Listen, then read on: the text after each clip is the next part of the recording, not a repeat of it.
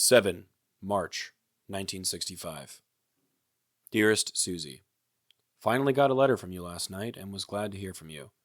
Looks like Brian is at that bad stage where he thinks he is a big boy and able to take off on his own. He's probably going to be a lot worse about taking off than Billy was. Although I remember Billy doing the same thing once. Remember that time in Germany? Well, I am about to get settled down in the Cobra platoon. I went to the range today and fired the machine guns and rockets. It was quite interesting, and I can see I have a lot to learn about armed ship flying. We have a U.S.O show here tonight at 8 o'clock. Of course, everybody is looking forward to that. Anything to break the monotony. Well, it is Sunday, and everything is real quiet around here. We had a little bit of excitement yesterday. Some VC sneaked into the Army of Vietnam compound and blew up their fuel and ammo stock. It made quite a blaze. Well, I guess I will close for now. I love you all and miss you very much.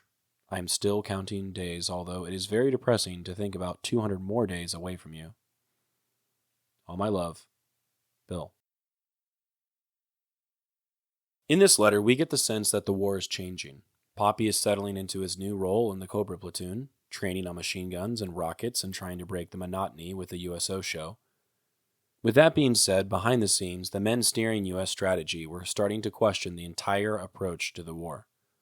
While Popi was out on the firing range, training to fly gunships and adjusting to his new position, a very different kind of battle was playing out in Washington. On March 6th, just one day before this letter, McGeorge Bundy, President Lyndon Johnson's national security advisor, wrote a memo to the president that questioned the entire foundation of the American war effort. He summarized something that had been quietly building among policymakers for months. He is quoted as saying, "Last night Bob McNamara said for the first time what many others have thought for a long time, that the Pentagon and the military have been going at this thing the wrong way round from the very beginning. They've been concentrating on military results against guerrillas in the field, when they should have been concentrating on intense police control from the individual villager on up." Bundy was one of the key architects of the American foreign policy during the early years of the Vietnam War. He wasn't a military man. He came from Harvard and served as one of the youngest national security advisors in U.S. history. Alongside Defense Secretary Robert McNamara, Bundy was one of the most influential voices pushing for deeper American involvement in Vietnam. But by early 1965, cracks were already starting to show in the U.S. strategy. The war was supposed to be about fighting communism. But how do you fight an ideology with airstrikes and gunships? Bundy's memo cut right to the heart of that question.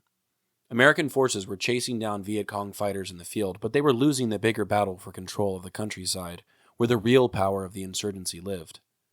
The war was being fought village by village, and no amount of helicopters or bombs could win the loyalty of the people. We have almost seen this thus far with Popi's limited involvement fighting the VC directly. There haven't been many instances of direct combat, and oftentimes he's getting shot at by people hidden in the jungle. Reading Popi's letters with that memo in mind makes you realize just how disconnected the war was, how different the experience was depending on where you stood. For the men flying missions every day, the war was all about action, how many missions you flew, how many weapons you fired, how many VC you rounded up or killed. That was the job they'd been sent to do. But even Popi hints at the blurred lines between friend and enemy in the countryside. Just 2 days before this letter, he wrote about checking Vietnamese perimeter guards, wondering if they might accidentally shoot him in the dark. Now, in this letter, the enemy slips inside the wire at an ARVN base and blows up an ammo stock from within the very compound that was supposed to be secure. One of the quiet undercurrents of this letter, and so many of Popi's letters, is how much of war was just waiting. It's something that doesn't always come through in movies or history books, but some soldiers in Vietnam spent more time fighting boredom than they did fighting the enemy. Even something like a U.S.O show, just a handful of entertainers flown in to sing songs or tell jokes, became a major event. Anything to break the monotony. One of the things I've been thinking about a lot while reading these letters is how the slow grind of time played a role in how soldiers experienced the war. At this point, Popi is still hopeful, still throwing himself into the new challenge of learning the Cobra's weapon systems. But the longer he stays, the harder it becomes to maintain that sense of purpose. What happens to someone when they're constantly switching between bursts of action and long stretches of waiting, between adrenaline and boredom? How does that change the programming in your brain?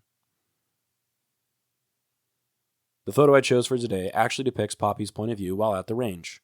What makes this different than a standard range for a ground soldier is that, as a Cobra, he had to practice firing his weapon systems from his helicopter. If you look closely, you can see the red streaks of rockets on the left side of the screen. On the right is a plume of smoke. They are firing at nothing in particular on the ground.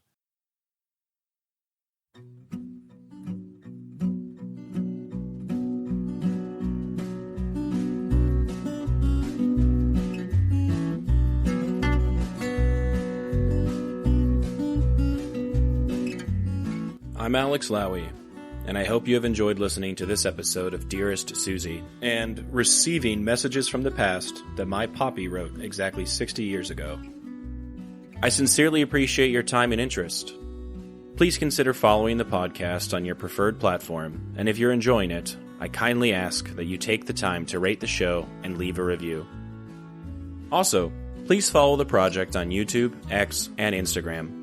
All likes, comments, shares, and reviews will help grow the reach of this story. The links for these things should be in the description of this episode. Please feel free to email me at dearestsuziepodcast@gmail.com if you have anything you'd like to say. I'd love to chat or to hear about your stories as well. Thank you for listening, and God bless.